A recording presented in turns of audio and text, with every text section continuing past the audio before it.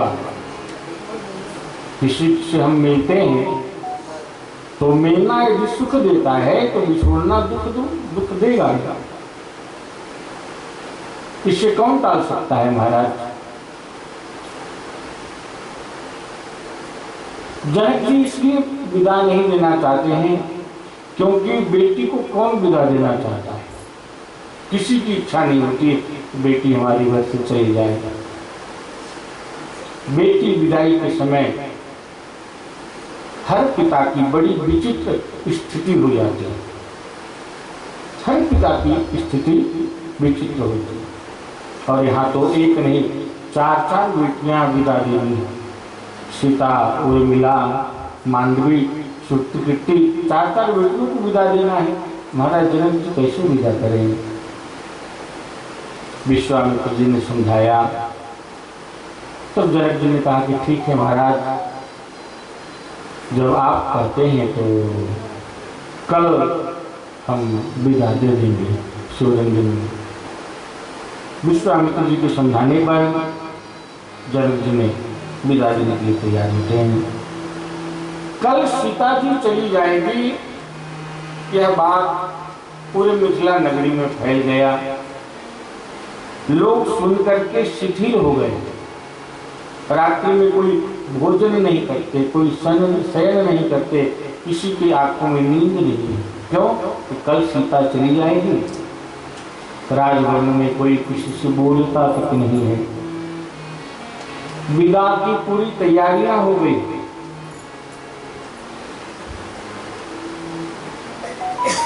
पहलवानी सामग्री वाहनों पर लादी जा रही है। बारात अपनी अपनी सवारी को वापस लौटने के लिए ठीक कर रहे हैं। प्रातः काल हुआ, सुबह हुई है। दशरथ जी का जो समाज है नित्य कर्म से निवृत्त होकर चलने के लिए तैयार होते हैं। चारों राजकुमार राम, लक्ष्मण, भरत, शत्रुघ्न, इनको आज्ञा मिली कि जाओ महल में जाकर सुनैना जी से विदा लेकर के आओ। चारों राजकुमार महल में प्रवेश करते हैं।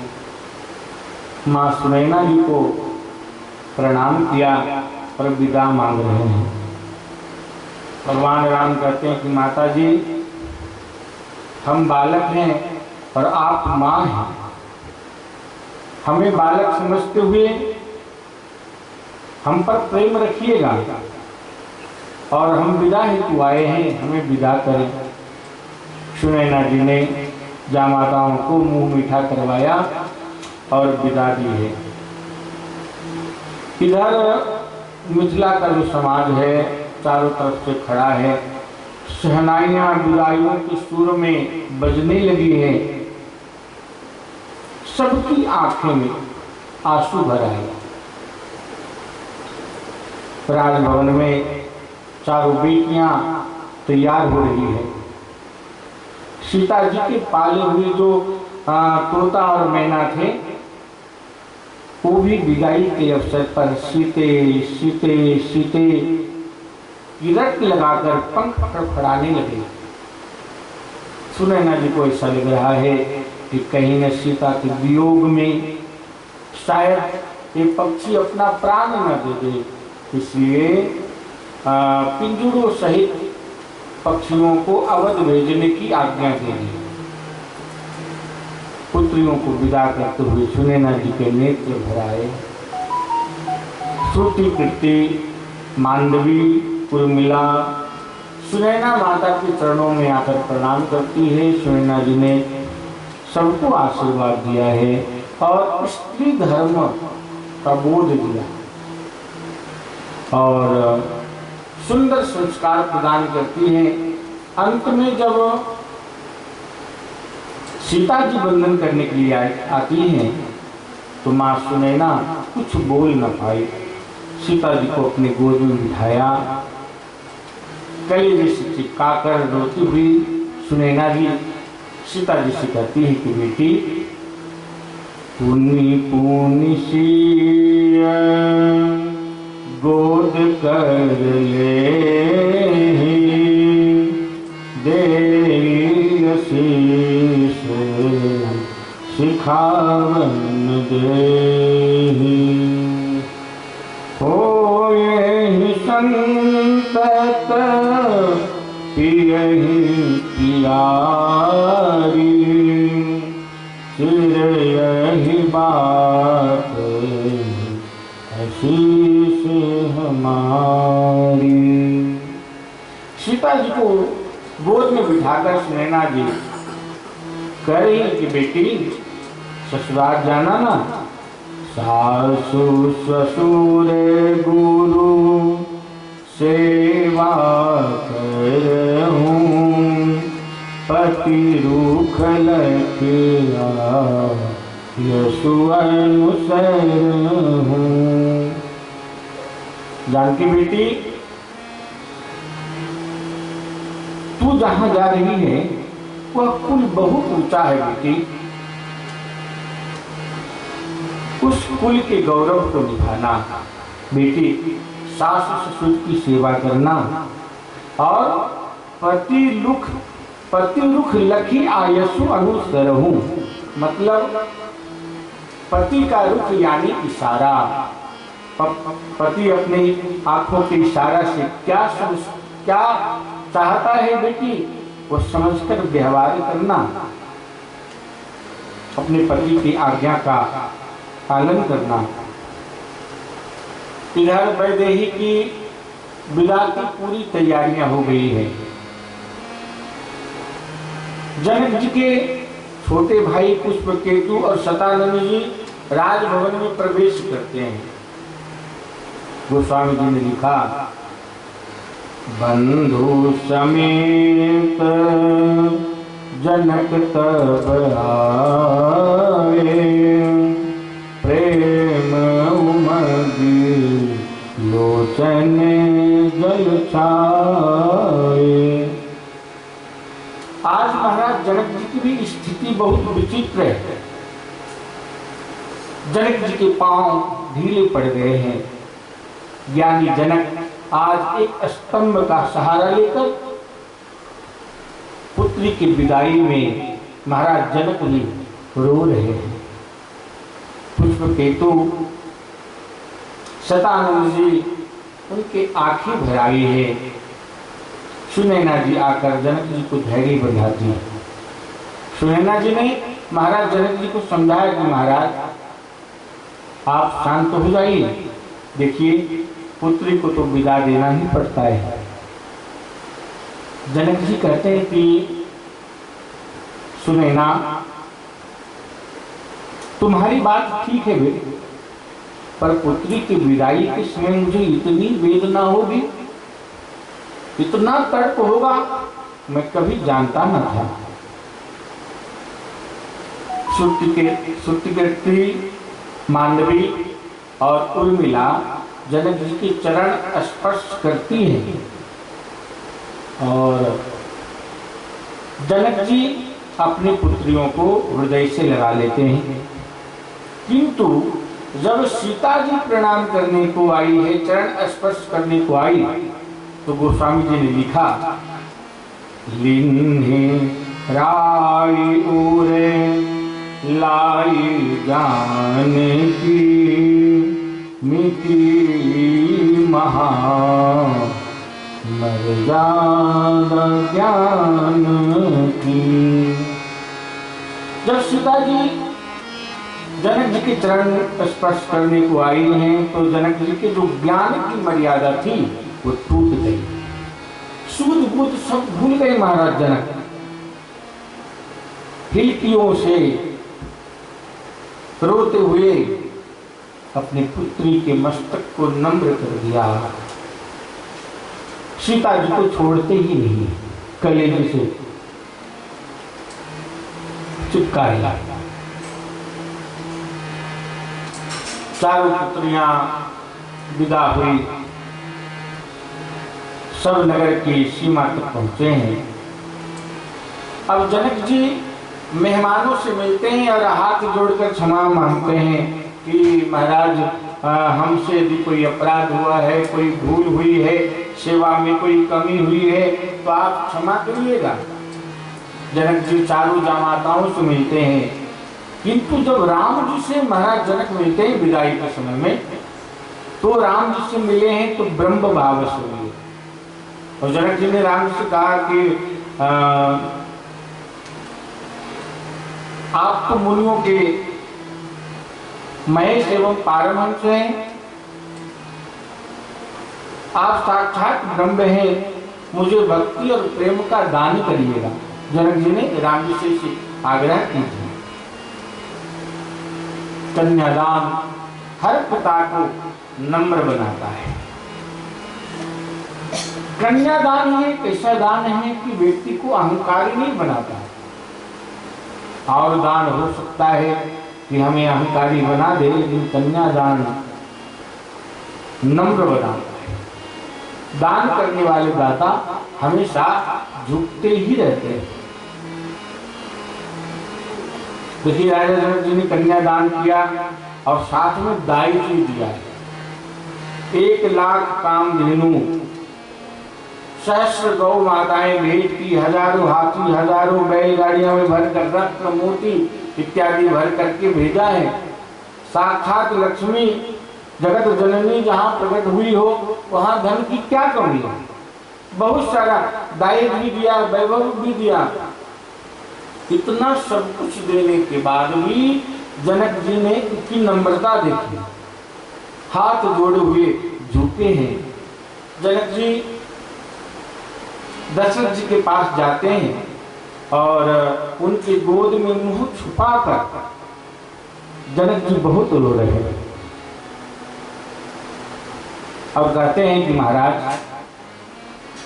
करऊं कवन विधि विनय बनाए, महाराज मोहि दीन बढ़ाए।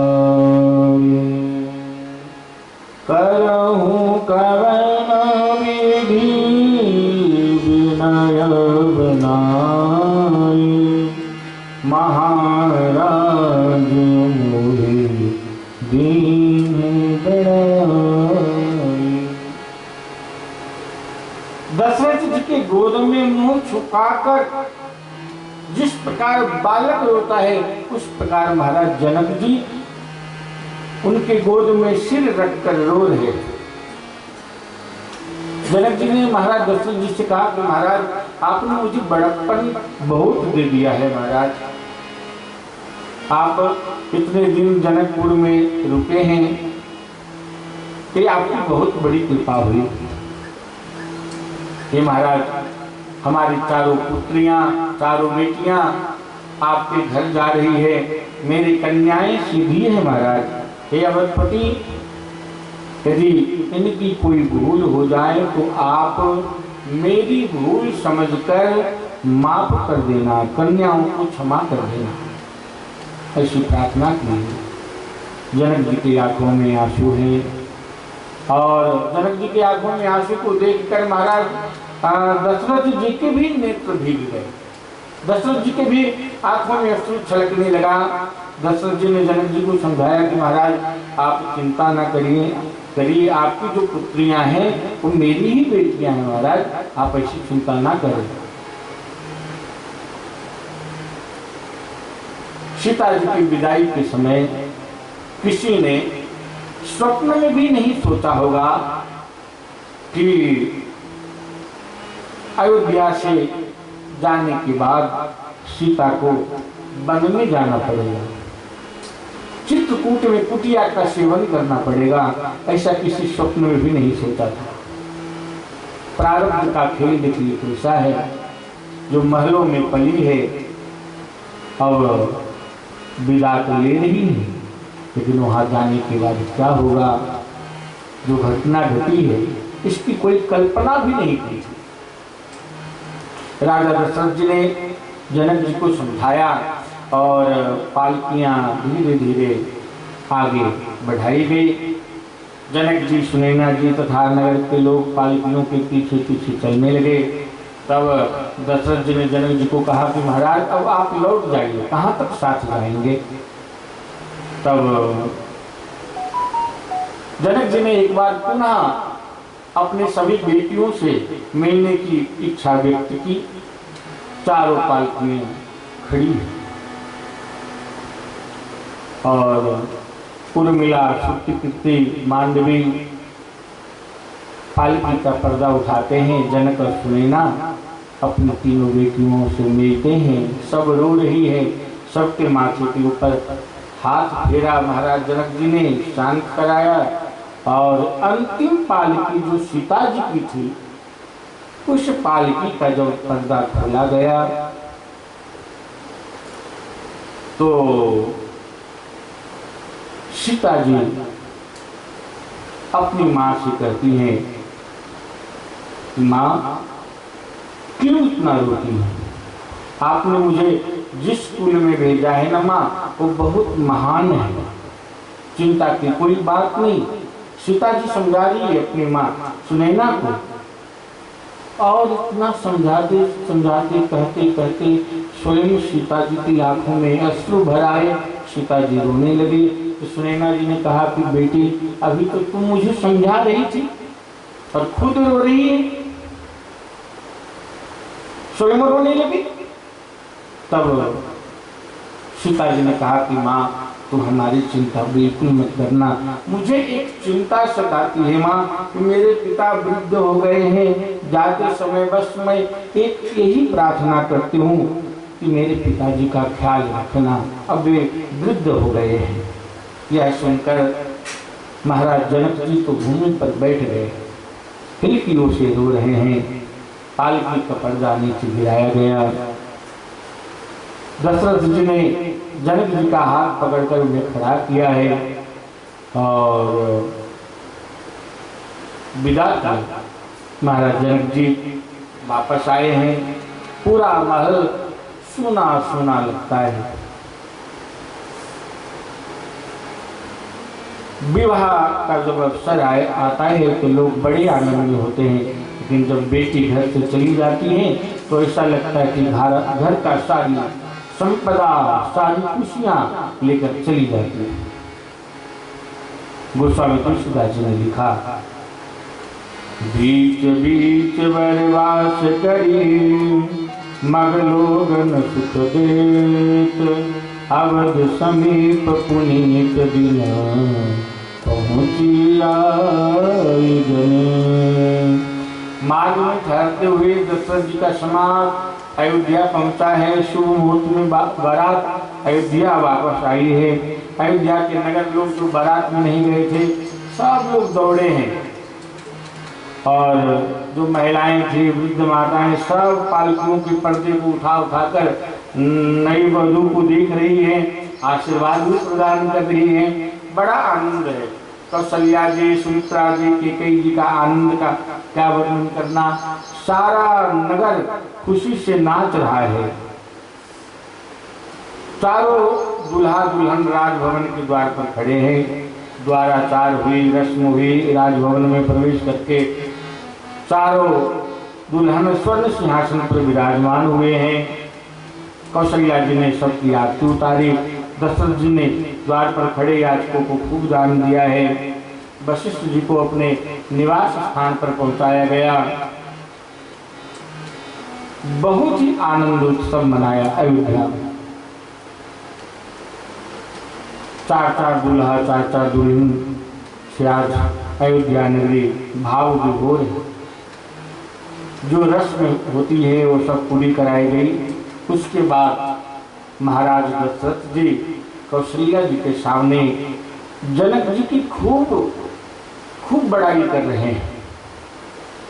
सुनैना जी के प्रेम का वर्णन किया है। जनकपुर के आनंद का बखान करते करते आधी रात बीत गई। अवधपति महाराज दशरथ जी ने सुनैना से कहा कि देवी, अपने पुत्र सब थक गए होंगे, जाओ इनको शयन कराओ। इतना कहकर दशरथ जी ने स्वयं राम रूप को अपने हृदय में धारण करके शयन करने के लिए चले गए। अब कौशल्याम्बा अपने चारों पुत्रों को शयन कराती है। श्री राम जी का जो शयन कक्ष है वो मणियों के प्रकाश से जगमगा रहा है। राम जी के सिरहाने बैठी है माँ कौशल्या और राम जी के मस्तक पर हाथ फेर रही है। कहती है कि बेटा राघव, एक बात पूछूं? राम जी ने कहा कि माँ पूछो, क्या पूछना चाहती हूँ? बेटा, मैंने सुना है कि विश्वामित्र जी के साथ तुम जब जा रहे थे तो बीच मार्ग में ताड़का मिली थी और तुमने ताड़का का वध किया था बेटा। और मारीच सुबाहु यज्ञ में बाधा डालने आए थे तो तुमने बिना फर के बाण से 400 योजन दूर फेंक दिया बेटा। बेटा, तेरे चरण रज से अहिल्या, पतित अहिल्या पावन बन गई। तुमने शिव धनुष को टुकड़े टुकड़े कर दिए। पुत्र, तुम्हारे ये काम ऐसे नहीं है जो मनुष्य कर सके। सकल अमानुष कर्म तुम्हारे, केवल कौशिक कृपा सुधारे। जय दीन गए तुम्हें दीनु देखे, सो बिरंच जन आर लेके। कौशल्या जी ने प्रभु राम की तो पहले बहुत प्रशंसा की, फिर सोची कि अपने पुत्र की इतनी प्रशंसा करना उचित नहीं, तो कहा केवल कौशिक कृपा सुधारे। विश्वामित्र जी की कृपा से ये सब संभव हुआ है बेटा। उसके बाद में विश्वामित्र जी की विदाई दी गई। विश्वामित्र जी आए थे, राम को लेके गए, सुंदर कन्या से विवाह करा करके वापस आते हैं। अब विश्वामित्र जी जाना चाहते हैं, भाई अब हमारा जो काम था वो अब हो गया। लेकिन एक संत की विदाई ने पूरे राज परिवार को रुला दिया। एक दिन महाराज दशरथ रोक लेते हैं, एक दिन राम, एक दिन सीता जी विश्वामित्र जी को रोक लेती हैं, तो कई दिन बीत गए। विश्वामित्र जी ने कहा कि नहीं, अब हमें जाना ही होगा। तो विदा देते समय महाराज दशरथ जी ने विश्वामित्र जी से कहा, नाथ सकल संपदा तुम्हारी, मैं सेवक समेत सूत चारी। कर बेसदालरी तन पर छो, दर्शन देत रहत मूनि मोह। एक निस्वार्थ संत को विदा देते समय आंखों में अश्रु की धार बह रही।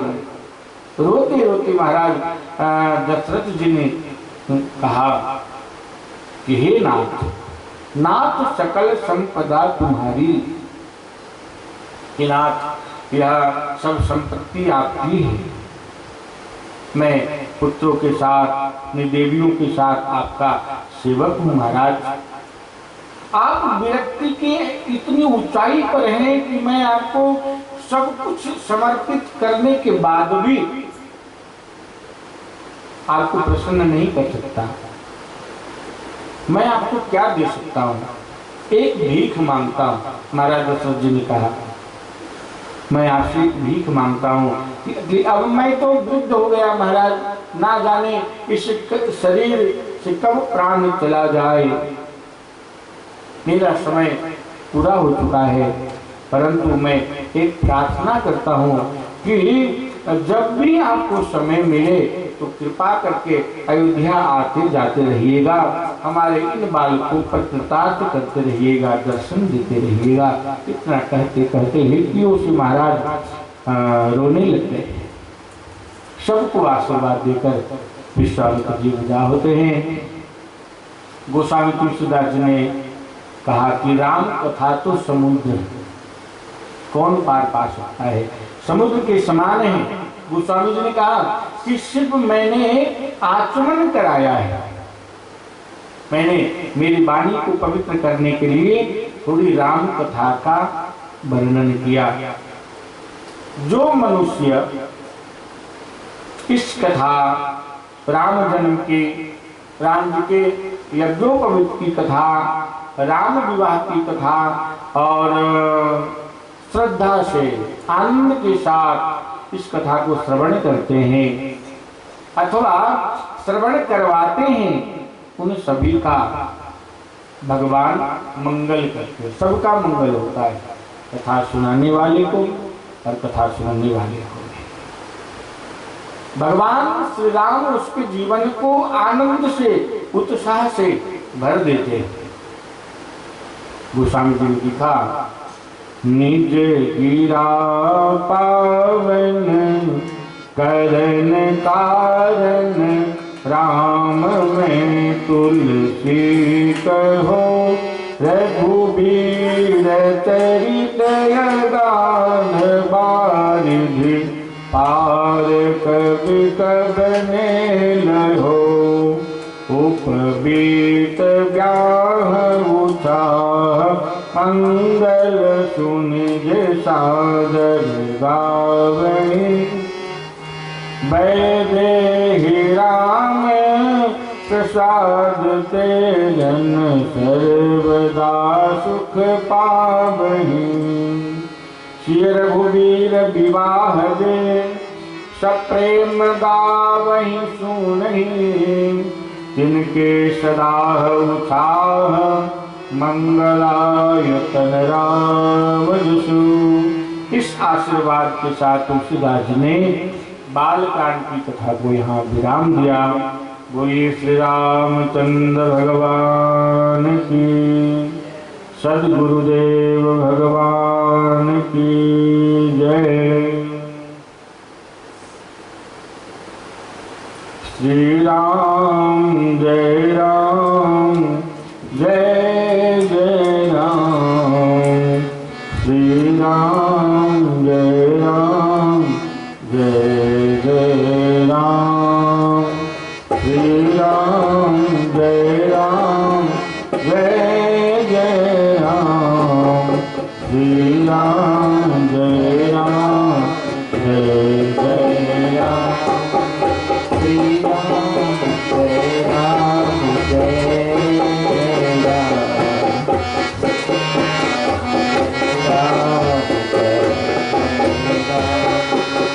श्री राम जय राम जय जय राम, श्री राम जय राम जय जय राम, श्री राम जय राम जय जय राम, श्री राम जय राम जय जय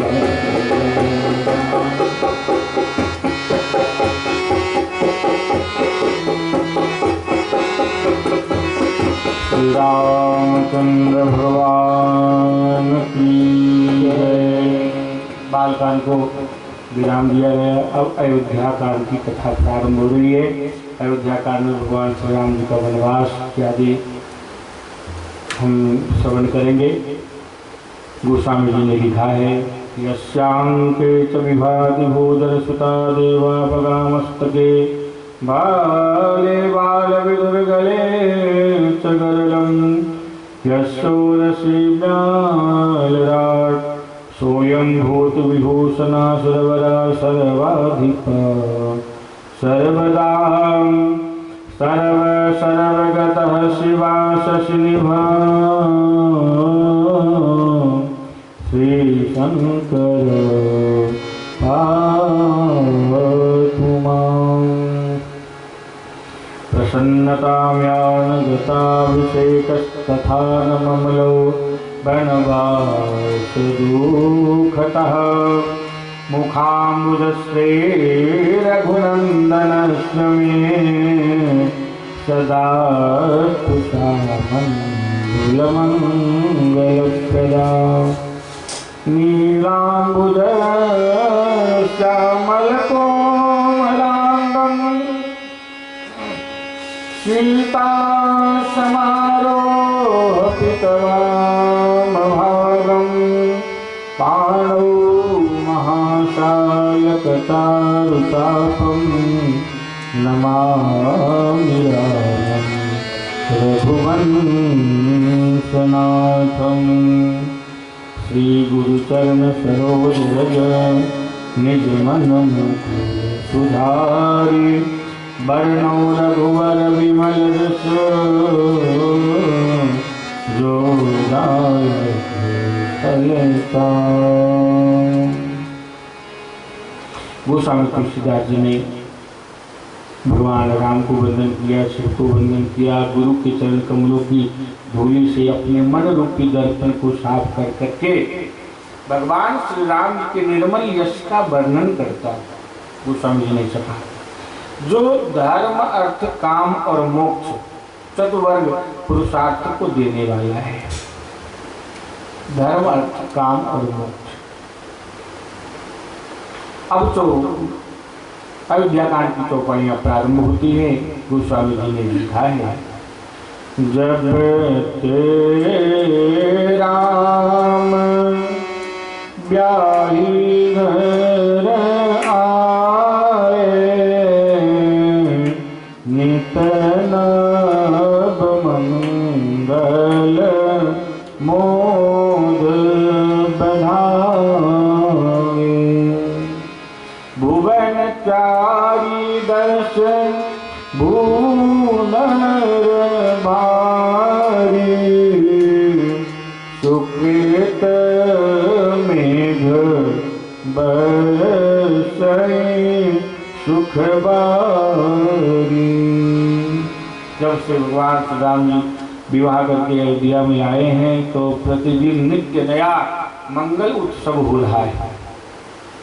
पुण्य रूपी मेघ 14 भुवनों में सुख सुविधा की वर्षा कर रहे हैं। ऐसा लगता है कि अवध रूपी सागर में रिद्धि सिद्धि तथा संपत्तियों की सुहावनी नदियां संगम करने के लिए उमड़कर चली आ रही है। अयोध्या का ऐश्वर्य कुछ कहा नहीं जाता। अयोध्या के सभी लोग बड़े आनंद में हैं, उत्सव में हैं। भगवान श्री राम के दर्शन कर करके सब सुखी हो रहे हैं। अयोध्या की जनता से यदि कोई पूछता है कि तुम्हारी कोई इच्छा है, तो अयोध्या वासियों ने पहले कहा कि हाँ इच्छा तो है। महाराज दशरथ जी को कोई संतान नहीं है तो उन्हें संतान की प्राप्ति हो जाए। ईश्वर की कृपा से महाराज दशरथ जी को एक नहीं 4 संतान की प्राप्ति हुई। अब कोई इच्छा पूछा तो अयोध्या वासियों ने कहा कि हाँ अभी इच्छा बाकी, हमारे सामने ही चारों भाइयों का एक पवित्र संस्कार हो जाए, उत्सव हो, सब हम देखना चाहते हैं। वो भी संपन्न हो गया। फिर विवाह की इच्छा व्यक्त की अयोध्या वासियों ने कि भगवान का विवाह हो जाए।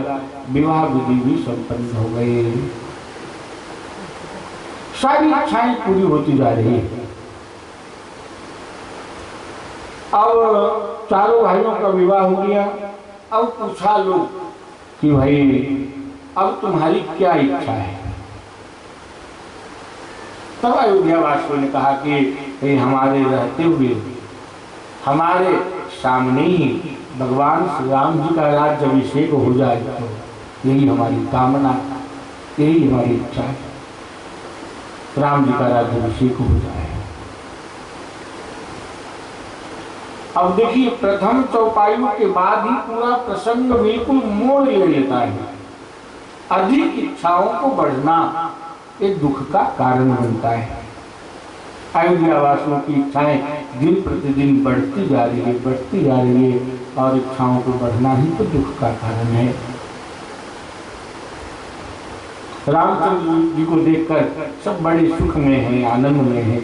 आनंद के दिन कुछ शीघ्र ही बीत गए। भगवान श्री राम 27 वर्ष के हुए हैं और वैदेही जानकी सीता 18 वर्ष की हुई हैं। आनंद उत्सव हो रहा है और उस आनंद में, उस उत्सव में मानो किसी काल की नजर लग गई। गोस्वामी तुलसीदास जी ने देखा शिवरंजन में।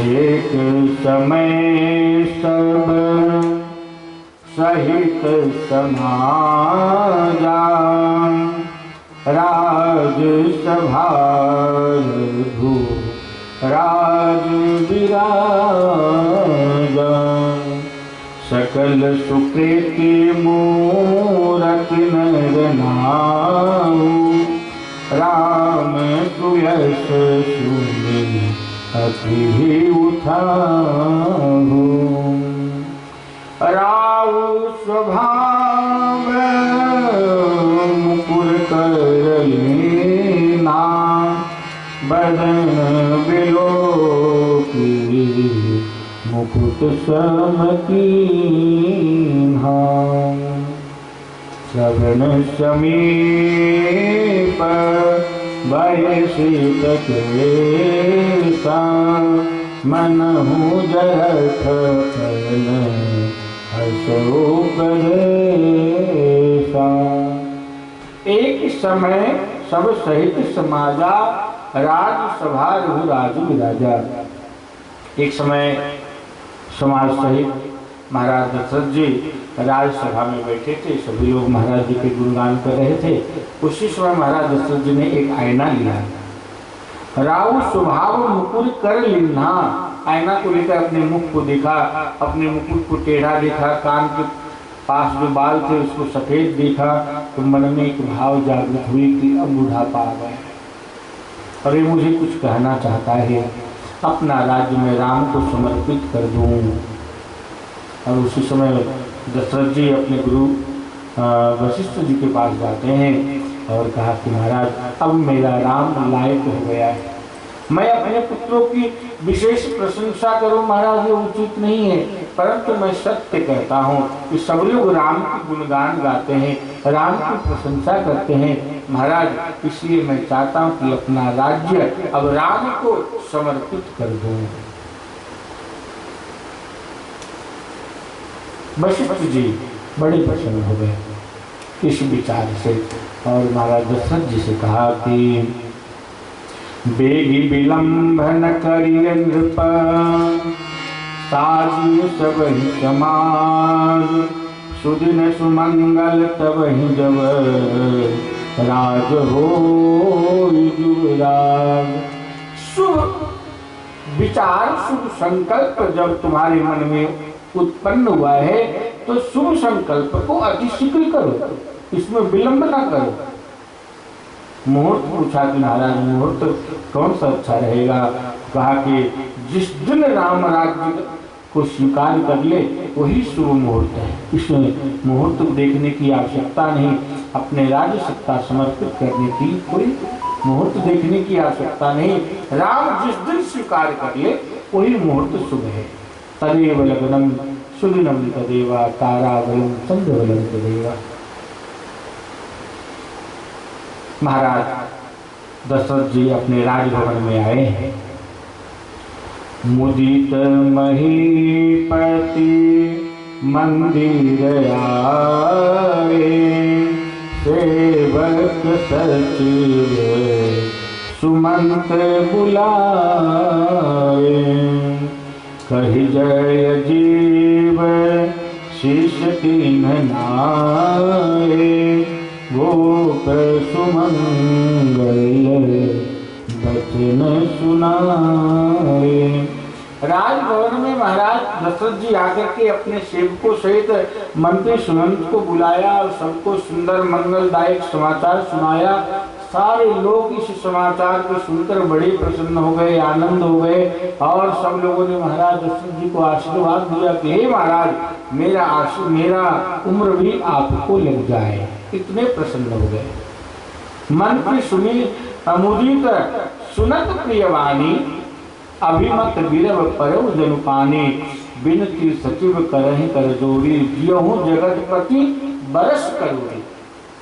हे महाराज आप लाखों वर्ष जिए, हमारा उम्र भी विधाता आपको दे दे। इतने सब प्रसन्न हो गए। राम को राज्य समर्पित संवाद सुनकर सब आनंद में हैं।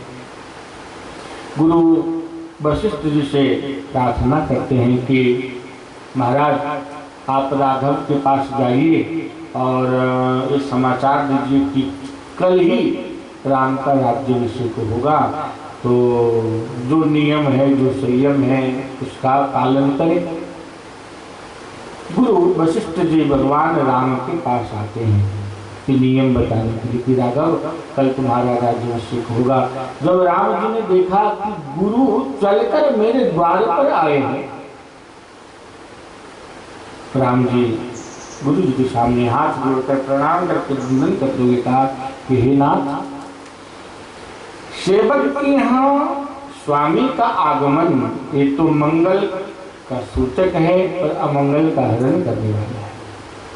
आप चलकर मेरे यहाँ, कोई आज्ञा होती तो आप आज्ञा करते तो हम आपके पास आ जाते महाराज, लेकिन आप आए हैं, अवश्य ही हमारा जो गृह है वो पावन होगा, हमारा मंगल होगा, ये मंगल सूचक है। सेवक सदन स्वामी आगमनु, मंगल मूले अमंगल दमनु। प्रभु तात जी प्रभु किन्नसने हो, बयं पुनीत आज यह हो। नाथ आपके आने से मेरा घर पवित्र हो गया, पावन हो गया। यदि कोई संत, कोई भगवत भक्त बिना कारण और बिना आमंत्रित ही घर पर आ जाए तो समझिएगा कि उस घर का मंगलमय होने वाला है, अमंगल का नाश और मंगल होगा। राम जी ने कारण पूछा तो वशिष्ठ जी ने कहा कि राघव, मैं एक बात कहने आया हूँ। आज तुम नियम संयम का पालन करना, आज तुम भोजन मत करना, केवल फलाहार ही लेना और रात्रि में भूमि पर शयन करना, जप करना। क्यों? क्योंकि कल तुम्हारा राज्याभिषेक होगा, कल तुम्हारा राज्याभिषेक होगा। ये सब नियम बताकर गुरु वशिष्ठ जी वहाँ से विदा लेते हैं। अयोध्या की राज्य भगवान राम को मिलेगी, यह समाचार सुनकर भगवान राम उदास हो गए। ये नहीं कि हमें राज्य सत्ता मिलने वाली है तो बिल्कुल आनंद से भाव विभोर उमंग होकर के, नहीं, मन में दुख हुआ, उनका मन दुखने लगा और उनके मानस में विचार आया कि गोस्वामी जी ने लिखा है कि राम जी विचार करने लगे यह समाचार को सुनकर। जन में एक संग सब भाई, भोजन शयन खेल ललिताई,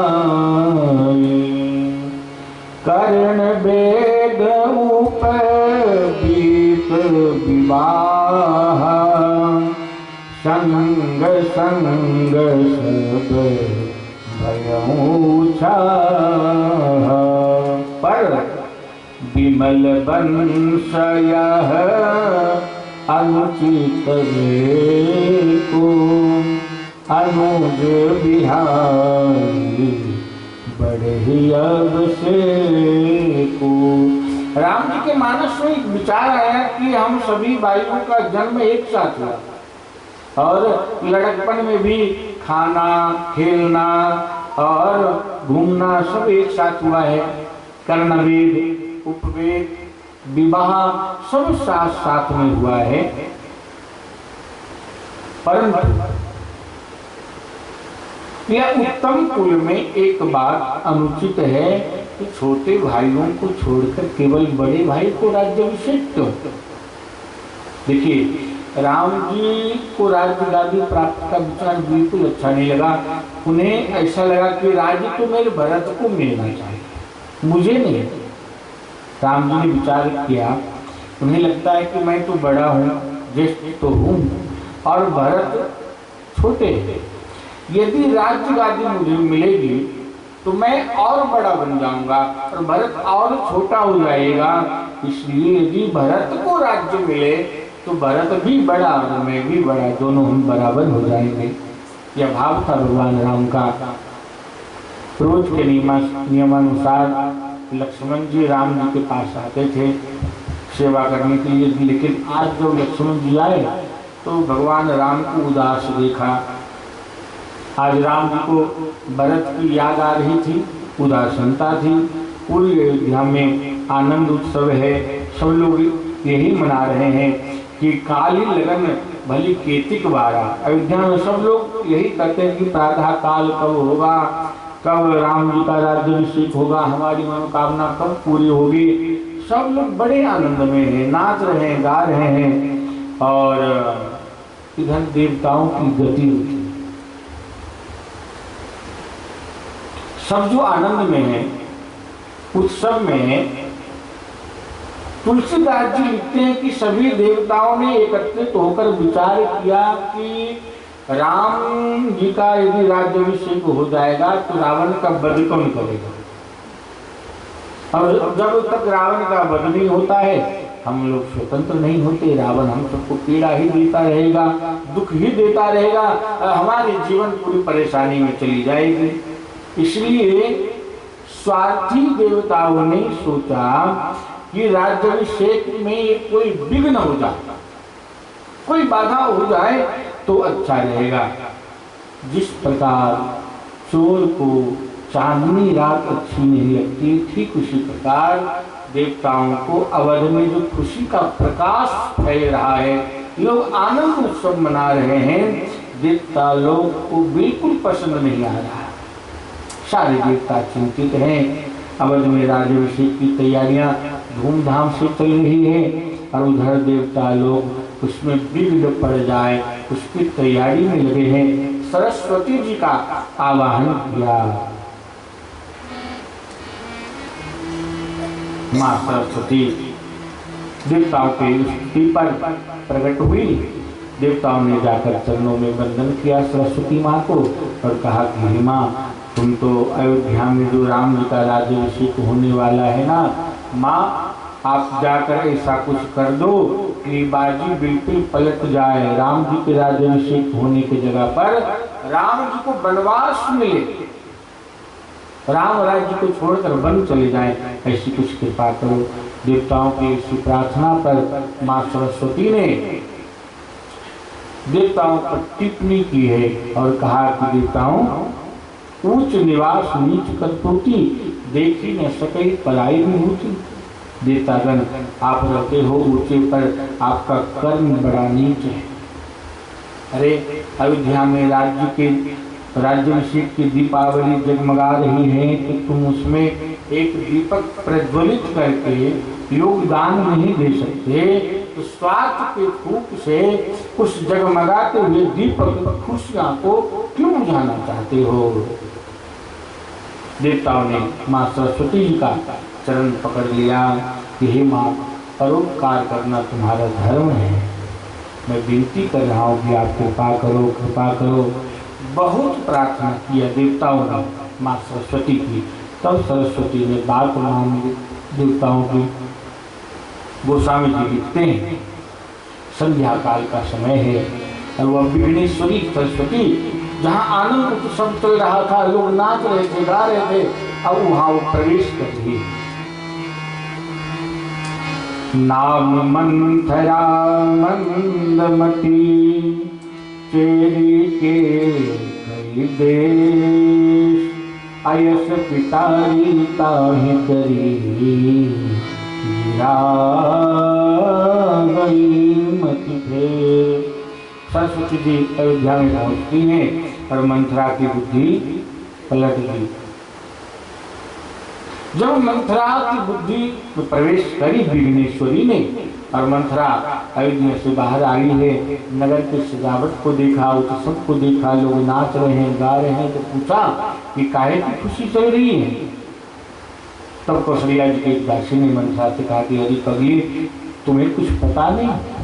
मंथरा जा कौशल्या अम्बा के पास और कल राम राजा बनेंगे और इसलिए तुम्हें बधाई मिलेगी। मंथरा जा, देख मोती का माला मुझे मिला है, तू भी जाएगी तुम्हें भी मिलेगा।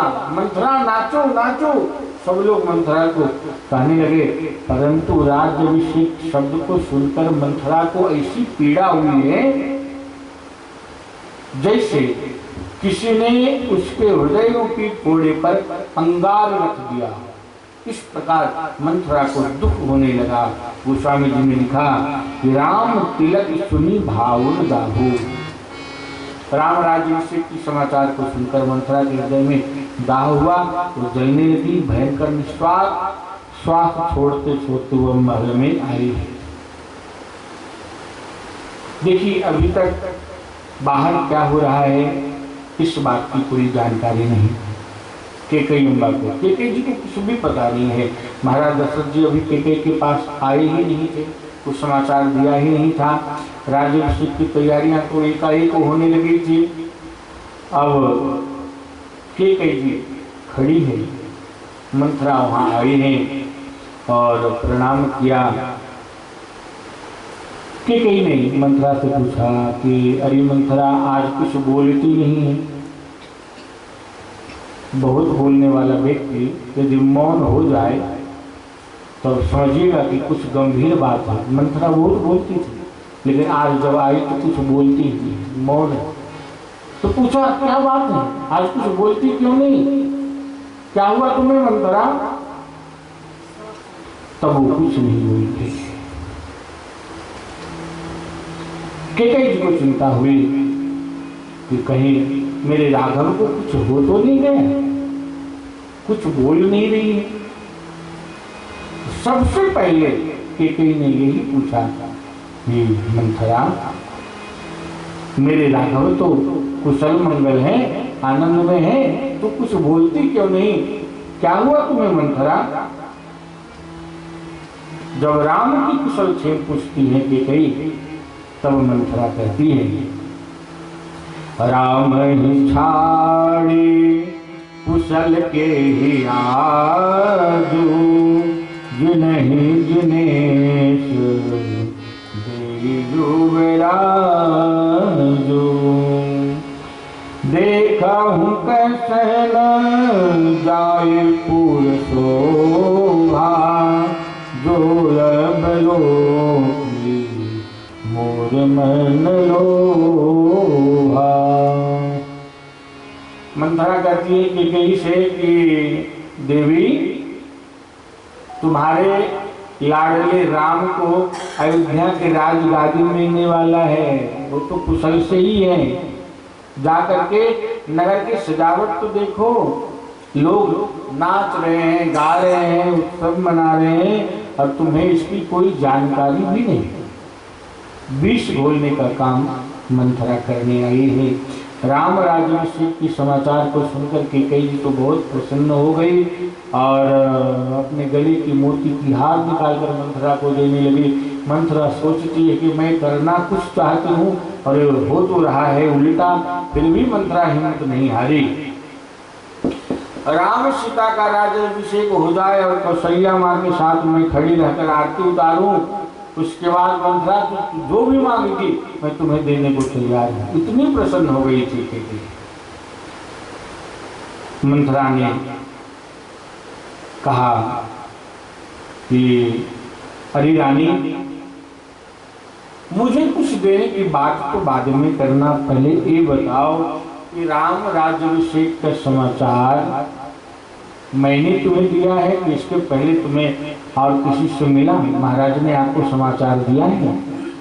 कैकेयी कहती है अरे पगली, ऐसा लगता है कि महाराज जी ने अचानक ये निर्णय लिया है, अभी तो महाराज हमारे पास आए नहीं तो समाचार कैसे देंगे, अभी तो हमारे पास आने के हैं। मंथरा कैकेयी से कहती है कि नहीं रानी, आप बहुत बड़ी भूल कर रही है। राम राज्याभिषेक का जो निर्णय है ना वो अचानक नहीं हुआ। अयोध्या में एक पखवाड़े से उत्सव चल रहा है, मतलब 15 दिन, 14 रात्रि बीत गई हैं, आज 15वीं रात्रि है।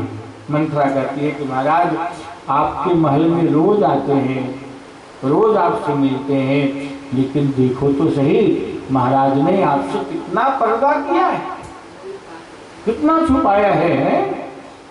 हे देवी, ये कही कुछ विचार करो रानी। और यहीं से मंथरा विष घोलना प्रारंभ करती है। मंथरा कहती है कि महारानी आपको मेरी बात अच्छी नहीं लगती होगी, पर मेरा निवेदन है कि आप जो समझती है ना, जो सोचती है वो आपकी भूल है। महाराज दशरथ मुंह के तो मीठे हैं पर मन के बड़े मलिन हैं। जब मंथरा ने एक राजा को मन की मलिन कहा, तब केकई से सहन नहीं हो पाया और केकई ने एक थप्पड़ मंथरा के गाल पर लगा दी और कहा कि यदि मेरे सौभाग्य के विरुद्ध एक भी शब्द बोली ना तो मैं तुम्हारी जीविया खींच लूंगी। मंथरा धरती पर लौट गई और क्रिया चरित करना प्रारंभ करती है। केकई जी सोचने लगी कि मुझे दासी के साथ झगड़ा करना उचित नहीं, इसलिए पुनः केकई ने मंथरा को मनाने का प्रयास किया और कहा कि मंथरा तुम्हें पता नहीं, हमारे कुल में जो जेठ होते हैं, ज्येष्ठ होते हैं, उसी को राज तिलक किया जाता है। मंथरा चुप हो जा, चल उठ बैठ, आज के बाद तो ऐसा कभी मत बोलना। तब मंथरा कहती है कि रानी अब तो मुझे कुछ बोलना बेकार है, आपने मुझे जवान खींच लेने की धमकी दी है ना। देखो राम राजा बने या और कोई राजा बने, मैं तो दासी की दासी ही बनने वाली हूँ, परंतु रानी मुझसे तुम्हारा अहित, तुम्हारी परेशानी नहीं देखा गया, इसलिए कुछ बात करने आई थी। पर रानी तुम्हें मेरी बात अच्छी नहीं लगती तो मैं कुछ भी नहीं बोलूँगी। केकई ने कहा कि नहीं नहीं, ऐसी बात नहीं है मंथरा, बताओ तू क्या बोलना चाहती है। तो मंथरा कहती है कि देखो राम राज्याभिषेक का समाचार सुनकर के तो मुझे भी अच्छा लगा, किंतु जिस हेतु से राम को गादी दिया जा रहा है वह हेतु, वह विचारधारा ठीक नहीं है। अच्छा 15 दिनों से ये तैयारियां चल रही है देवी, और फिर भी भरत को कोई बुलावा तक नहीं भेजा।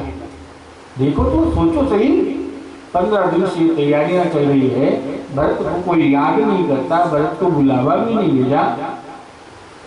देवी मैं एक बात बता देना चाहती हूँ, जिन्हें आप अपना समझती है ना वह दूसरे का हो गया। मंथरा फोड़ रही कि कही,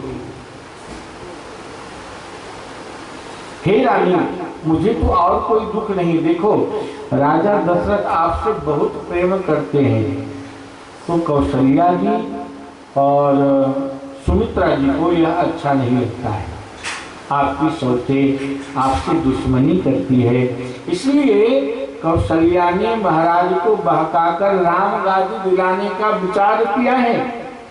एक बात और, कौशल्या ने अवधपति से कहा है कि महाराज राम को राजा बनने के बाद केकई और भरत को हमारे सेवक बनना होगा, नहीं तो उन्हें बंदी गृह में डाल देंगे। मंथरा कहती है कि आपके देवी आपके लिए ऐसा विचार किया गया है। केकई कहती है कि मैं मानने को तैयार नहीं हूं। कौशल्या माँ ने ऐसी बोली होगी, मुझे विश्वास नहीं, क्या तेरे पास कोई प्रमाण है? यदि राम को जन्म देने वाले के ऐसे विचार होंगे तो क्या उनकी कोख से राम के जैसा पुत्र का जन्म होगा? केकई कहती है कि मंथरा यदि माँ कौशल्या का नाम लेगी ना तो तुझे पाप लगेगा। पुनः मंथरा आघात करती है, पुनः आघात करती हुई कहती है कि देवी आप जो कहती है ना तो जब तक अवसर ना आए तभी तक ठीक है। हे देवी मैंने आपका ही खाया है, आपके लिए वस्त्र पहने हैं, इसलिए आपका ही तो मुझसे देखा नहीं जाता है। गादी जिसको मिलना होंगे मुझे क्या लेना देना।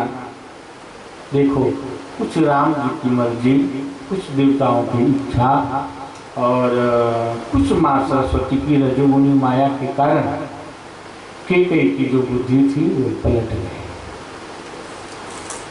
बुद्धि पलट गई। महाराज दशरथ जी केकई को मंथरा ने कहा कि ऐसे काम नहीं होगा, अभी 2 वरदान तुम्हारे बाकी हैं, राजा आए तो उनसे 2 वरदान मांग लेना, तुम्हारा काम बन जाएगा। केकई की बातों में फंस गई, मंथरा की बातों में फंस गई केकई और मलिन वस्त्र धारण कर करके कोप भवन में चली गई। महाराज दशरथ बड़े प्रसन्नता से केकई जी को समाचार देने के लिए आए हैं, परंतु उनको पता चला कि केकई तो कोप भवन में है, तो महाराज दशरथ वहाँ जाते हैं, केकई को मनाने का प्रयास किया है। केकई कहती हैं कि रुठी हुई थी। महाराज दशरथ जी समझ गए कि रानियां अक्सर शुभ कार्य में रूठा करती हैं, इसलिए केकई तुम क्यों रूठी हो, आज तुम्हारी जो इच्छा है मांग लो, क्योंकि हमारा राम राजा बनने वाला है, जो मांगोगी वही मिलेगा। महाराज दशरथ जी ने ऐसा कहा तो केकई दशरथ जी से 2 वरदान मांगती। सुनहु प्राण प्रिय भागवत जी का, देहु एक भरत टीका, मांगहु दूसर बरकर जोरी, पुरवहु नाथ मनोरथ मोरी, तापस बेश विशेष उदासी, 14 वर्ष राम बनवासी।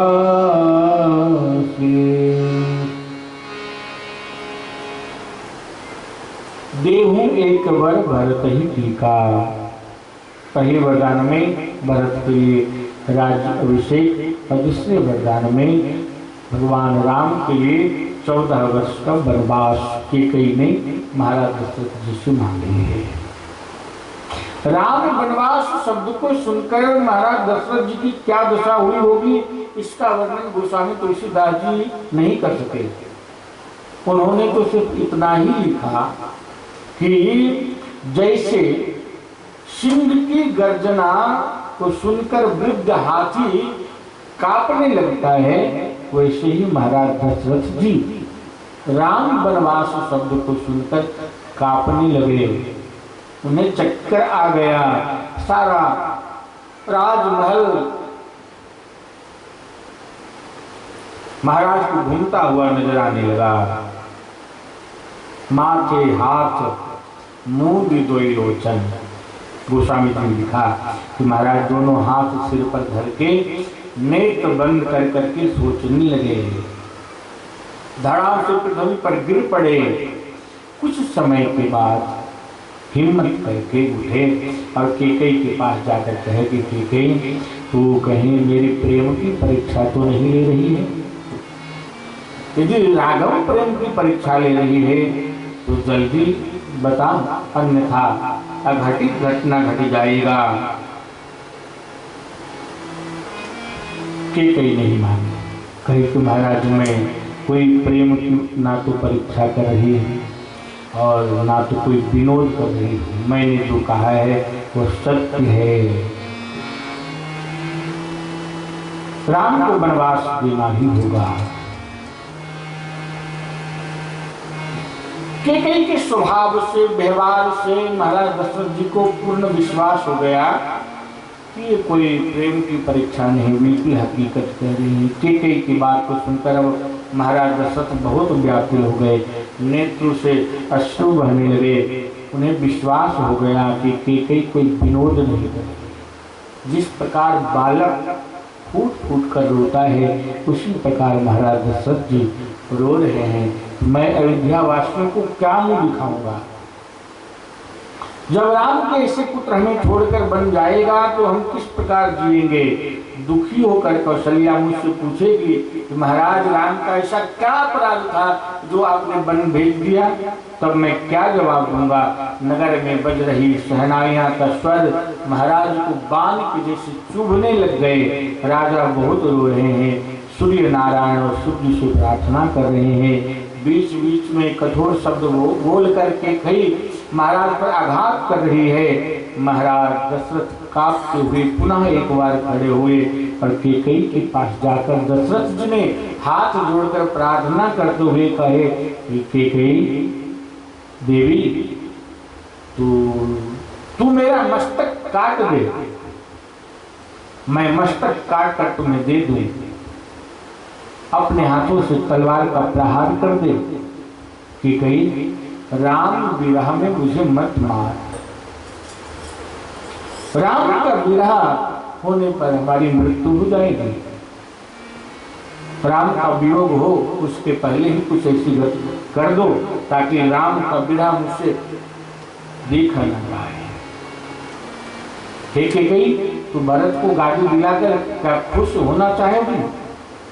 राम यदि वन में जाएगा तो 14 वर्ष के बाद वापस आने पर भरत राम के चरणों में शासन समर्पित कर देगा। मैं भरत के स्वभाव को जानता हूं। केकई, 14 वर्ष के बाद अवध भी रहेगा, भाई भाई का प्रेम भी बना रहेगा, किंतु दो वस्तुओं का कभी नाश नहीं होगा। तोड़ कलंक मोर पछताऊ, तुम्हारा कलंक और मेरा पश्चाताप। इतना कहकर महाराज आज बहुत रो रहे हैं। रोते रोते महाराज के एक तीसरे व्यक्ति की याद आई, और जब तीसरे व्यक्ति की याद आई महाराज दशरथ फूट फूट कर रोने लगे। क्या तीसरा व्यक्ति सीता जी। अवधपति ने विचार किया कि जब राम वन चले जाएंगे तो सीता मेरे पास अयोध्या में रहेगी। आखिर जो भी हो वो राम की पत्नी है, और राम के वियोग में संध्या काल के समय में वो राजभवन के कोने में बैठकर विलाप करेगी और मुझसे पूछेगी कि पिताजी 14 वर्ष बीतने में अब कितने समय बाकी है, तब मैं क्या जवाब दूंगा। इस प्रकार सोचकर महाराज माथा पीट रहे हैं, रो रहे हैं। पूरी रात बीत गई। प्रातः काल हुआ, महाराज दशरथ जी ब्रह्म मुहूर्त में जाग जाते थे, आज जागे नहीं। तो अयोध्या वासियों को लगा कि भाई आज भगवान का राज्याभिषेक होने वाला है, महाराज अभी तक जगे क्यों नहीं, शायद पूरी रात तैयारियां की होगी, इसलिए उनकी नींद नहीं खुली है। तो गुरु वशिष्ठ जी ने सुमंत जी से कहा कि हे सुमंत जी, आप जाइए महाराज दशरथ जी को जगाइए। जाहु सुमंत जगावहु जाई, ये नाग रजाय सुपाई। गे सुमंत तब राहुल पाही, देखी भयान जात डराई। दाई खाई जनु पाई नहेरा, मानहु विपति विषाद दशेरा।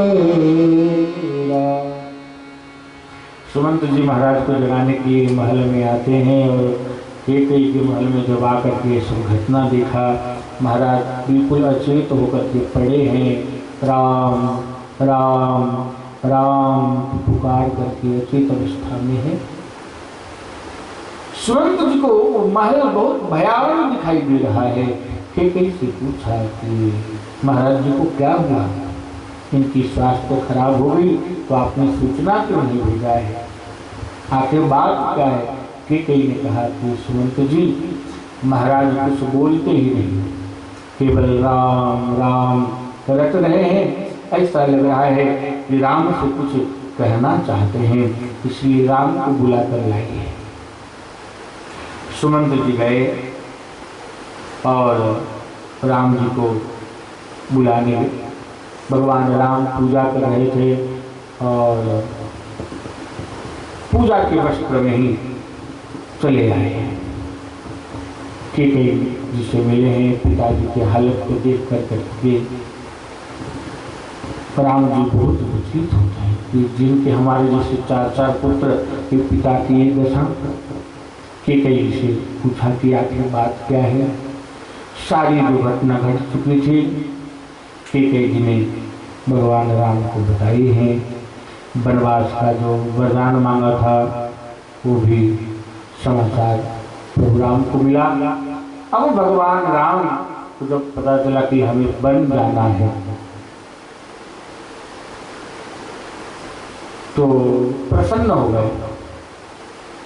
माता केकई की सराहना की है, बहुत विस्तार है प्रसंग। चलो, अब भगवान को मालूम हुआ कि अब हमें 14 वर्ष के लिए वन जाना है, तो अपनी माँ से विदा लेने के लिए केकई के महल से कौशल्या अम्बा के महल में भगवान विदा लेने के लिए आ रहे हैं। श्री राम कौशल्या के महल में प्रवेश करते हैं। कौशल्या जी बड़े भावावेश में हैं कि आज प्रभु का, मेरे राघव का राज्याभिषेक होगा। बहुत प्रसन्न है। सुंदर वस्त्र, अलंकार सब अपने हाथों से वस्त्रों को बनाई है। बार बार मंदिर में जाती है, बाहर आती है कि समय हो रहा है, मेरा राघव भी आए नहीं। इतने में मंत्री पुत्र के साथ भगवान राम कौशल्या जी के पास आ जाते हैं। राम जी विचार कर रहे हैं कि रात भर जागकर जो मेरी माँ ने मेरे अभिषेक के लिए जो वस्त्र बनाई है, प्रसाद बनाई होगी, अब मैं जाकर कहूँगा कि माँ मेरा राज्याभिषेक नहीं होगा, मुझे 14 वर्ष के लिए वन जाना होगा, तो वो माँ के दिल पर क्या बीतेगा, माँ क्या सोचेगी, इस आघात को सहन कर पाएगी। ऐसा विचार करते हुए राघव आ रहे हैं और मंत्री पुत्र के साथ आए हैं। गोस्वामी जी ने वर्णन किया, रघुकुल तिलक जोड़ी दो हाथा, मुदित माथु पद नायउ माथा, बार बार मुख चूमती माता, नयन नेह जल पुलकित गाता।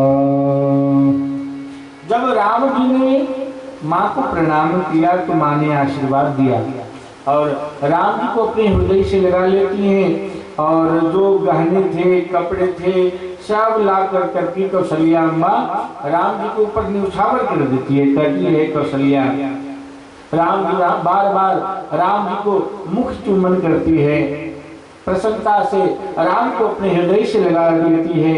कौशल्या जी के स्तन से दुग्ध टपकने लगे, प्रेम उभर आया। कौशल्या जी की आनंद की कोई सीमा नहीं है। कौशल्या जी कहती है, बेटा आज तुम्हारा राज्याभिषेक है, तुम इतनी देर कहाँ लगा दिए, तुम्हारे पिताजी और गुरु वशिष्ठ जी मुझे उलाहना देंगे, चलो जल्दी तैयार हो जाओ। माँ अपने पुत्र के मस्तक पर हाथ फेर रही है। भगवान राम नतमस्तक हैं, वे विचार कर रहे हैं कि माँ बनगमन के शब्द को सुनकर इस आघात को क्या सहन कर पाएगी। यदि नहीं कुछ हो गया तो मैं क्या करूंगा। बात बहुत चिंतित है। माँ बार बार पूछ रही है कौशल्या अम्बा, राघव बेटा तू इतना उदास क्यों है, क्या हो गया बेटा तुझे, तू कुछ बोलता क्यों नहीं है। तब राम जी ने कहा कि माँ तू जननी है और तू यदि धीरज धारण करे तो मैं कुछ बोलूं। कौशल्या जी ने कहा कि बेटा जल्दी बता, देर मत कर, बात क्या है? तब राम जी ने अपने पिताजी का बचाव करते हुए कहा। ये नहीं कहा कि पिताजी ने मुझे वनवास दे दिया। अपने पिता का ख्याल रखते हुए राघव ने कौशल्या अम्बा से कहा कि माँ, पिता दीन मोहि कानन राजू, जहाँ सब भाई मोड़ बण काजू, आय सुदेहु मुदित मन माता, जय कानन जाता।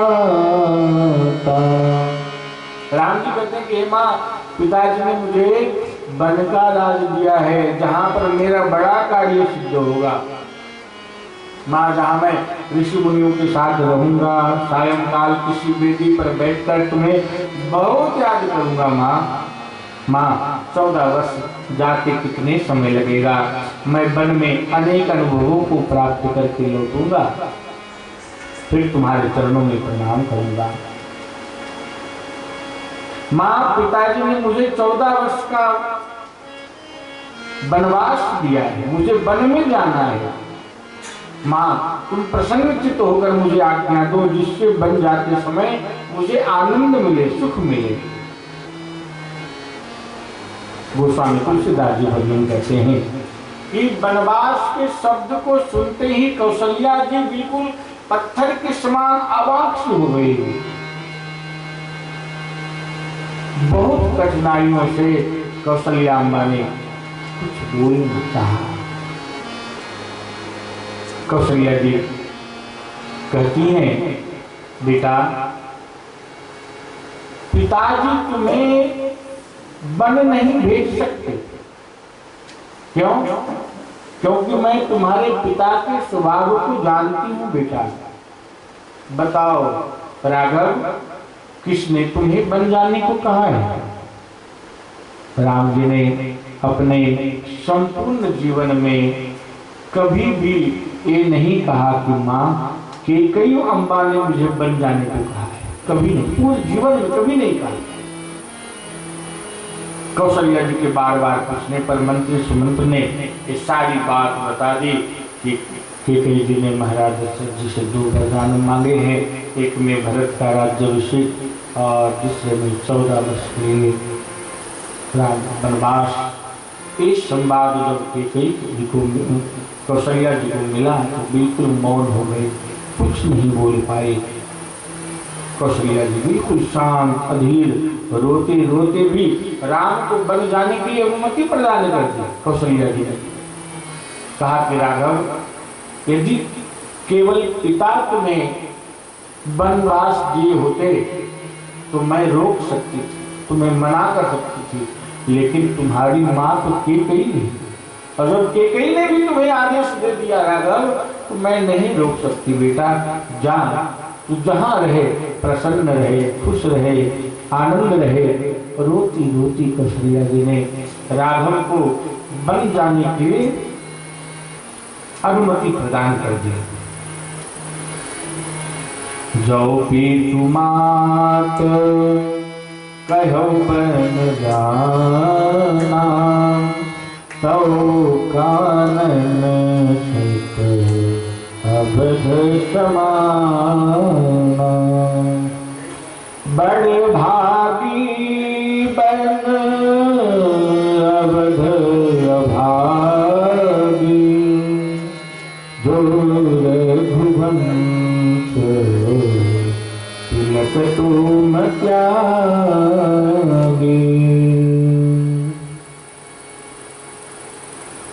कौशल्या जी कहती है, बेटा, माता की आज्ञा का पालन करना पुत्र का धर्म है। जाओ, मुझ अवध को और भरत को अनाथ करके बेटा वन गमन करो। इतना कहते कहते कौशल्या अम्बा फूट फूट कर रोने लगे। राम जी के आंखों में आंसू आ गए तो बोली, माँ मत रो माँ।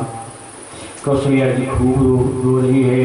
राम जी उन्हें हिम्मत प्रदान करवा रहे हैं और कह रहे हैं कि माँ 14 वर्ष कोई ज्यादा नहीं होता है, हम लौट आएंगे और आप सबसे मिलेंगे माँ, आप सब संभल कर रहना। कौशल्या जी कहती हैं कि बेटा तू कहता है कि 14 वर्ष कोई अधिक नहीं होता है, पर जो वियोग की दशा सहता है ना बेटा वही जानता है वियोग क्या चीज होती है। हम 14 वर्ष किस प्रकार बिताएंगे, सीता जी को हम किस प्रकार समझाएंगे, मिथिला में जब यह समाचार जाएगा तो वहां के लोग क्या कहेंगे। जा राघव मेरे पापों की सजा देकर चले जाओ। कौशल्या माँ कहती है, जाओ पुत्र तुम्हारा पथ मंगलमय हो। बेटा जाते जाते इस निष्ठुर माँ को भूलना मत। राघव मैं अपने को बहुत निष्ठुर मानती हूँ बेटा, क्योंकि तुम्हारे वनगमन की बात को सुनकर भी मैं जीवित रह गई। मैं निष्ठुर माँ हूँ राघव। और एक बात कहती है कौशल्या जी कि राघव एक बात कहूँ बेटा, अयोध्या में मेरा क्या आवश्यकता है, तो मुझे अपने साथ ले चलेगा। बेटा मैं तुम्हें वचन देती हूं कि मैं तुम पर कभी भी भार नहीं बनूंगी बेटा। भीगी के समान जंगल में रहूंगी, तुम्हारे लिए कच्चे पक्के फल को संग्रह करूंगी, झरने के पानी को पहले मैं खुद पीकर चखूंगी और बेटा फिर तुम्हें पिलाऊंगी। सायंकाल जब तू थका हारा आएगा, किसी वृक्ष के नीचे सो जाएगा बेटा, तब मैं तुम्हारे बदन को सहलाऊंगा, मुझे अपने साथ ले चलेगा। राम जी ने मां को धैर्य बधाया। सीता जी आई, वो भी साथ चलने के लिए आग्रह करती हैं। राम जी ने समझाने का बहुत प्रयास किया। सीता जी कहती हैं कि आपके साथ केवल आपका मेरा शरीर ही जाएगा कि प्राण ही चला जाए ना जाने। भगवान राम समझ गए कि जब मैं सीता को यदि नहीं लेकर जाता हूँ तो सीता जी अपने प्राण को छोड़ देंगे, और सीता जी का जब प्राण चला जाएगा तो मेरे माता पिता मेरे ही सीता से बहुत प्रेम करते हैं, ये भी जीवित नहीं रहेंगे, माता पिता भी जीवित नहीं रहेंगे। ऐसा सोचकर सीता जी को भी साथ लेकर चलने के लिए अनुमति प्रदान कर दिया। लक्ष्मण जी को जब ये पता चला है, राम लखन को समझाते हैं कि भाई अब तुम्हारे ऊपर जिम्मेदारी बढ़ गई है, माता पिता का संभाल रखना। लखन ऊंचे लोगों को, बड़े लोगों को बहुत कष्ट सहन करना पड़ता है। लक्ष्मण जी जब सुने हैं, राघव के चरणों में, राम जी के चरणों में गिर पड़े। लक्ष्मण जी कहते हैं कि मेरा तो सर्वस्व आप ही है, आप चले जाएंगे तो मेरा प्राण भी चला जाएगा। भगवान राम ने लक्ष्मण को कहा कि जाओ अपनी माता से अनुमति ले आओ। सुमित्रा जी ने लक्ष्मण जी को अनुमति प्रदान की है, जाओ बेटा, राम केवल तुम्हारे हित के लिए बन जाएगा, जाओ, अनुमति प्रदान कर दी। और कहा कि देखो राम की सेवा जब करोगे तुम्हारे निंद्रा में भी कभी क्रोध मत करना, लोभ मद मोह अहंकार तुम्हें ना आए लक्ष्मण, इसका ध्यान रखना। लक्ष्मण जी ने उसी समय संकल्प किया 14 वर्ष प्रभु की सेवा में मैं रहूंगा और निंद्रा का त्याग हम कर देंगे। निंद्रा त्याग करने का संकल्प लेकर लखन जी जब विदा होते हैं तब उर्मिला जी त्याग की मूर्ति बन जाते समय लक्ष्मण जी के समीप भी नहीं आई। क्यों? वो सोचती है कि यदि मैं प्रणाम करने को भी जाऊंगी, मिलने भी जाऊं तो कहीं लोग ये ना समझे कि बन जाने के लिए उर्मिला का भी कोई आदेश है, मन है, विचार है, भाव है। इस भाव से उर्मिला जी सदैव दूर दूर रही है। त्याग की मूर्ति है उर्मिला। राम लक्ष्मण और सीता वन चलने के लिए तैयार होते हैं।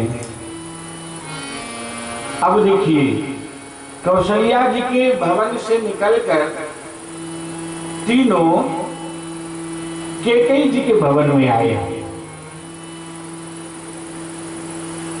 सुमंत जी ने राजा चक्रवर्ती जी से बोले हैं महाराज दशरथ तो अचेत पड़े हैं, राम राम की पुकार कर रहे हैं, अचेत हैं। अब तीनों बन जाने की तैयारियां करके राम लक्ष्मण सीता तीनों आए हैं और दशरथ जी ने देखा, अपनी आंखें खोली, तीनों को देखा, राम है, लक्ष्मण है, सीता है। देखकर अपने नेत्र को बंद कर लिया महाराज दशरथ। राम जी के साथ सीता जी को भी देखा है तो पूछा महाराज दशरथ ने कि क्या जानकी भी वन में जा रही है? हाँ महाराज, जानकी भी जा रही है। दशरथ जी कहने लगे जानकी से, सीता से कि देवी यदि तुम्हें अयोध्या में अच्छा नहीं लगता है तो मैं तुम्हें तुम्हारे पिता के पास हम तुम्हें भेज देंगे। हे बेटी जानकी, मेरे ऊपर इतना आघात मत कर, मेरे ऊपर दया करो बेटी। सीता जी से इस प्रकार महाराज दशरथ जी बातें कर रहे हैं और कह रहे कि हम तुम सबको बन जाते हुए देख नहीं सकते, तुम्हारा मन यहाँ नहीं लगेगा, हम तुम्हें जनकपुर भेज देंगे। अपने ज्ञानी पिता के पास जब होगी तो मन में विवेक ज्ञान जागृत रहेगा, सहन शक्ति तुम्हें प्राप्त होगी। हे बेटी तुम वन मत जाओ, मेरे ऊपर दया करो। सीता जी भी बहुत रो रही है, क्या करे, बिलख बिलख कर महाराज दशरथ फूट फूट कर रो रहे हैं, सीता जी भी रो रही है। उसके बाद दशरथ जी ने लक्ष्मण जी की ओर देखा, फिर राम जी की ओर देखा। अचेत अवस्था में तो पड़े थे, नेत्र खुला है, और लक्ष्मण को देखकर जब राम जी की ओर देखा तो राम जी के हाथ को अपने हाथ में लेकर महाराज दशरथ कहते हैं कि बेटा, गुरु वशिष्ठ जी के साथ मैं नित्य सायंकाल में सत्संग करता था, ज्ञान चर्चा करता था। तो गुरु वशिष्ठ जी बताते थे कि मनुष्य जैसा कर्म करता है, पाप करता है या पुण्य करता है, जो भी कर्म करता है उस कर्म का फल मनुष्य को स्वयं भोगना पड़ता है बेटा। करे जो कर्म पाप फल तोई, निगम नीति यश कह सब कोई। पर राघव बेटा, आज यह बात तो ठीक विपरीत हो गया। किसी के कर्म का फल कोई दूसरा ही भोग रहा है। महाराज दशरथ जी कहते हैं और करे अपराध को और पाप फल भोगू। भगवान की गति बड़ी विचित्र है, कौन जान सकता है। देखिए ये जो बन जाने में जो विलंब हो रहा है, महाराज दशरथ और राघव भगवान राम जो वार्तालाप कर रहे हैं, बन जाने में जो विलंब हो रहा है वो कैकेयी से बिल्कुल सहन नहीं हो रहा है। कैकेयी बोली कि राम, तुम्हारे पिता प्राण तो दे सकते हैं पर तुम्हें छोड़ नहीं सकते राघव। नृप ही प्राण प्रिय तुम रघुवीरा, शील स्नेह न छाड़ियो हीरा। हे राम, सूर्य नारायण आकाश में ऊंचे आ गए हैं, अब तुम्हें अवध को छोड़ देना चाहिए। निष्ठुरता की पराकाष्ठा को पार करते हुए कैकेयी ने मुनियों के वस्त्र को ले आई और बोली कि राम, राजसी वस्त्रों को उतार डालो और इस बलकलों को लो, धारण करो, पहनो इसे। कैकेयी मां के आज्ञा के अनुसार भगवान राम ने बलकल को धारण किया है। भाई, इसी का नाम है दुख, इसी को दुख कहते हैं। जिस घड़ी में अवध की राज्य गादी मिलने वाला था, उस घड़ी में तन के कपड़े भी उतर गए और 14 वर्ष के लिए वन वन में भटकने का समय का प्रारंभ हुआ। इसीलिए कहते हैं कि राम कथा को श्रवण करना चाहिए। राम कथा को सुनने से मनुष्य को बहुत शांति मिलती है, बहुत शांति का अनुभव होता है और सारे जीवन की जो व्यथा है तो दूर हो जाती है राम जी की कथा को सुनने से। राम लक्ष्मण सीता बलकल को उतार करके माता कैकेयी और पिता दशरथ जी को प्रणाम किया। राजसी वस्त्र को त्याग कर बलकल धारण किए हैं, माता को प्रणाम किया, पिताजी को प्रणाम किया।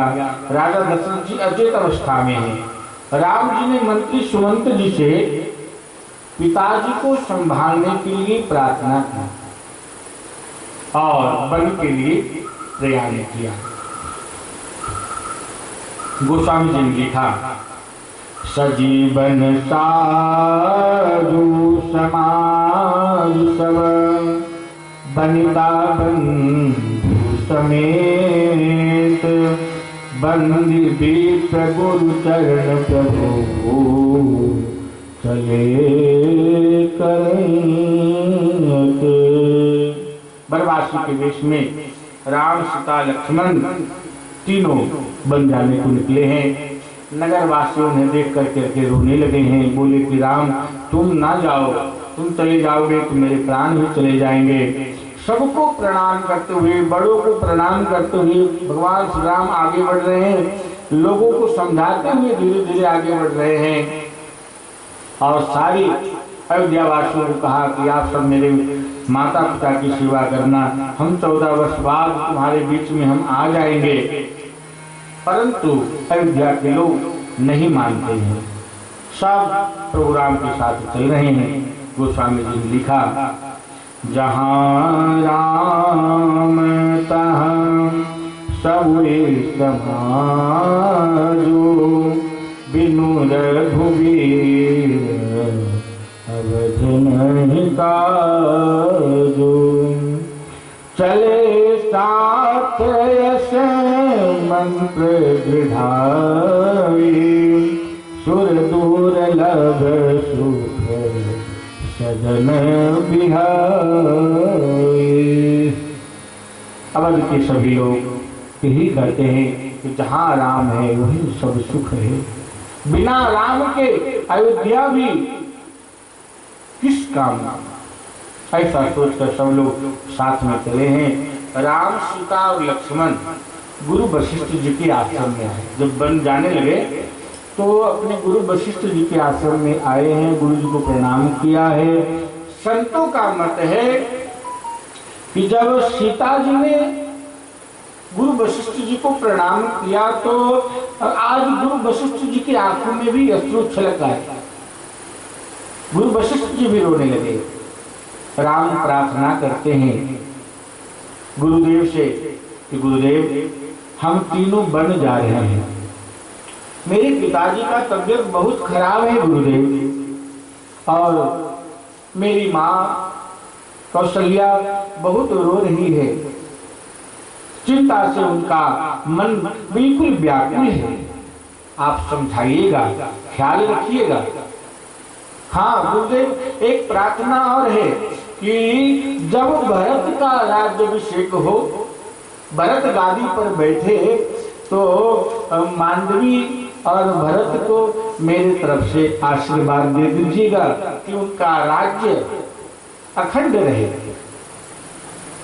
गुरुदेव, यदि संभव हो तो भरत और मांडवी का राज्याभिषेक का मुहूर्त की सूचना हमें भी देने की कृपा करिएगा। हम जिस स्थान पर रहेंगे, जिस कुटिया में, जिस झोपड़ी में रहेंगे, वहाँ तोरण लगाकर, बंधन बार लगाकर भरत और मांडवी के राज्याभिषेक का उत्सव को मना लेंगे। राम को भय था कि कहीं मुझे जाने के बाद भरत संबंध विच्छेद न कर ले, इसलिए राम जी ने गुरु वशिष्ठ जी से कहा कि गुरुवर, आप भरत से कहिएगा कि तीनों माताओं का बराबर बराबर ख्याल रखे। गोस्वामी जी लिखते हैं, यही विधि राम सबहि समुधावा, गुरुपद पदुम हर्ष सुनावा। गणपति गौरी गिरि सुमनाई,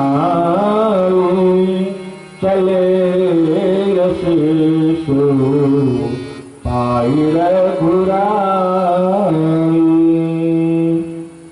के भवन से महाराज दशरथ जी की मूर्छा खुली है, सुमंत जी को बुलाए हैं और सुमंत जी को कहा कि रथ लेकर के तुम जाओ और राम सीता लक्ष्मण को बिठा करके 2-4 दिन वन घुमा करके फिर वापस ले आना। सुमंत जी आते हैं, भगवान राम लक्ष्मण को रथ में विराजमान कराते हैं और धीरे धीरे धीरे धीरे रथ अयोध्या को छोड़ करके वन की ओर प्रयाण कर रहा है। अयोध्या की मिट्टी को प्रणाम करके भगवान रथ में बैठे हैं और रथ आगे बढ़ा। सारी जनता भी, अयोध्यावासी भी भगवान के साथ में है। तमसा नदी के तट आया है। गोस्वामी जी ने लिखा, तमसा तीर निवास के प्रथम दिवस रघुनाथ, बालक वृद्ध बिहाय गृह, लगे लोग सब साथ। श्री राम जय राम, जय जय राम, श्री राम जय राम, जय जय राम, श्री राम जय राम, जय जय राम, श्री राम जय राम, जय जय राम। तो वनवास की प्रथम रात्रि का निवास तमसा नदी के तट पर होता है। आइए आज की कथा को यहीं विराम दें भगवान नाम संकीर्तन के साथ। हरे राम राम राम सीता राम राम राम, हरे राम राम राम सीता राम राम राम, हरे राम राम राम सीता राम राम राम, हरे राम राम राम सीता राम राम राम, सीता राम राम राम सीता राम राम राम, सीता राम राम राम सीता राम राम राम, हरे राम राम राम सीता राम राम राम, हरे राम राम राम सीता राम राम राम।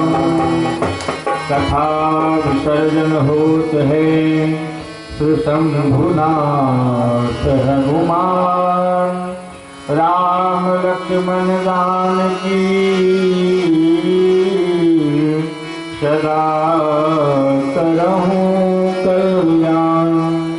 बोली राघवेंद्र सरकार की जय, कृष्ण कन्हैया लाल की जय, हनुमान जी महाराज की जय। पूज्य पाठ श्री गोसाई तुलसीदास जी महाराज की जय। ओम नमः पार्वती पतये हर हर महादेव हर। हरे कृष्ण कृष्ण कृष्ण हरे हरे, हरे राम राम राम हरे हरे। हरे कृष्ण कृष्ण कृष्ण हरे हरे, हरे राम राम राम हरे हरे। हरे कृष्ण कृष्ण कृष्ण हरे हरे, हरे राम राम राम हरे हरे। बोल रामचंद्र भगवान की जय, सद्गुरुदेव भगवान की